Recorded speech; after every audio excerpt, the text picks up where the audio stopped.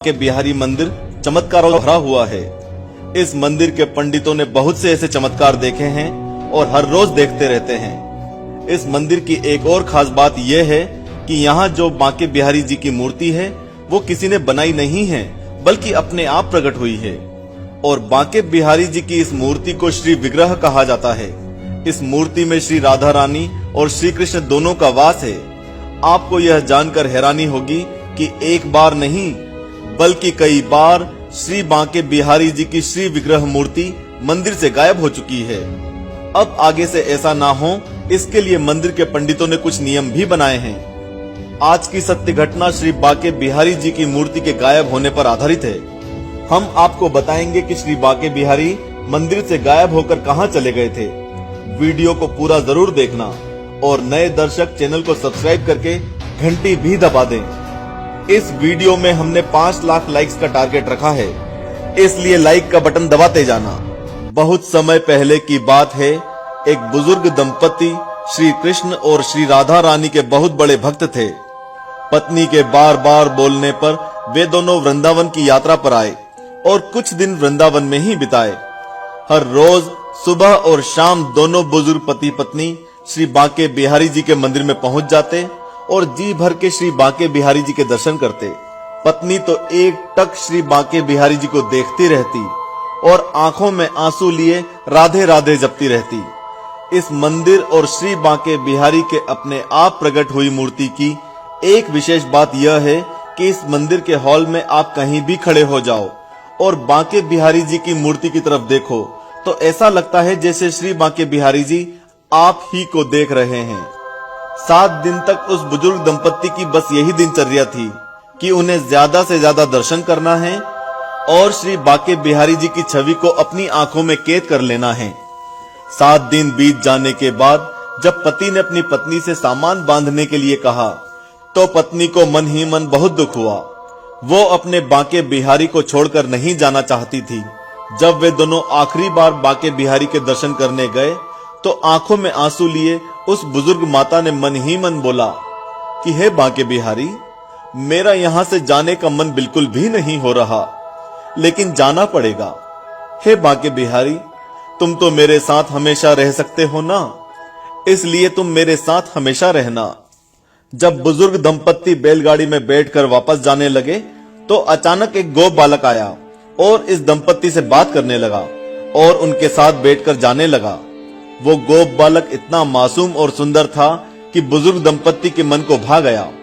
इधर मंदिर में जब पंडित जी श्री बांके बिहारी को भोग लगाने के लिए गए तो उन्होंने वहां देखा कि श्री बांके बिहारी जी की श्री विग्रह मूर्ति नहीं है।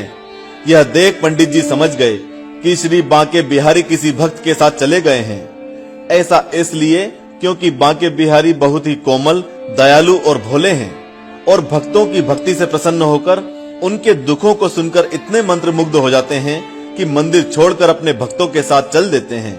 ऐसा बहुत बार हो चुका है और जब भी ऐसा होता है तो मंदिर से मूर्ति गायब हो जाती है, क्योंकि श्री बांके बिहारी जी की मूर्ति स्वयं प्रकट हुई है, उसे किसी ने बनाया नहीं है।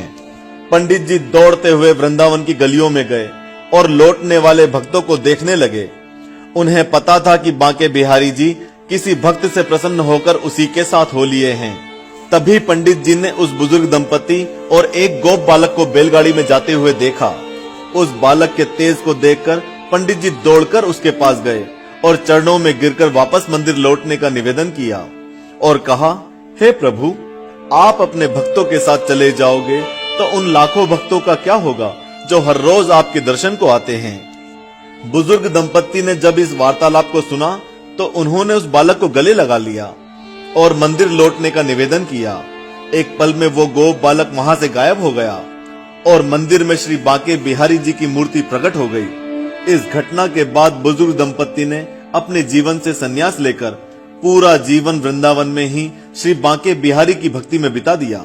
श्री बांके बिहारी जी की मूर्ति कई बार गायब हो चुकी थी, इसलिए पुराने समय के सिद्ध पंडितों ने श्री बांके बिहारी के क्षणिक दर्शन का नियम बनाया। इस मंदिर में पर्दे लगाए गए हैं जो कुछ समय के लिए खुलते हैं। भक्त बांके बिहारी जी की एक झलक देखते हैं और तुरंत पर्दा लगा दिया जाता है। ऐसा इसलिए होता है जिससे भक्तों की बातों उनके दुखों को सुनकर श्री बांके बिहारी अपने भक्तों पर मोहित ना हो जाएं और मंदिर छोड़ भक्तों के साथ ना चले जाएं। आप इस मंदिर के चमत्कार और शक्ति को तभी समझ पाएंगे जब आप इस मंदिर के अंदर खड़े होंगे और एकदम से पर्दा खुलेगा और सामने श्री बांके बिहारी के अद्भुत दर्शन होंगे। श्री बांके बिहारी जी की श्री विग्रह मूर्ति बिहार पंचमी के दिन प्रकट हुई थी। यह कैसे हुआ, इसके पीछे भी एक सिद्ध संत का हाथ है। अगर आप इस विषय में वीडियो देखना चाहते हैं तो इस वीडियो को लाइक जरूर करें। 5 लाख लाइक्स से ज्यादा होने पर ही हम इस विषय पर वीडियो बनाएंगे। कमेंट में जय बांके बिहारी लिखना मत भूलिएगा। इस मंदिर में जन्माष्टमी के दिन मंगला आरती की जाती है और उत्सव जैसा माहौल रहता है। वृंदावन उत्तर प्रदेश के इस चमत्कारी मंदिर में आप सभी को अपने जीवन में एक बार जरूर जाना चाहिए। बोलो श्री वृंदावन नरेश बांके बिहारी जी की जय। हमसे व्हाट्सएप पर जुड़ने के लिए इस समय दिखाए जा रहे नंबर पर अभी मिस कॉल करें और हमारे ऐसे ही रोचक और अद्भुत वीडियोस देखने के लिए इस समय आपकी स्क्रीन पर आ रहे वीडियो पर क्लिक करें। जय बांके बिहारी। राधे राधे।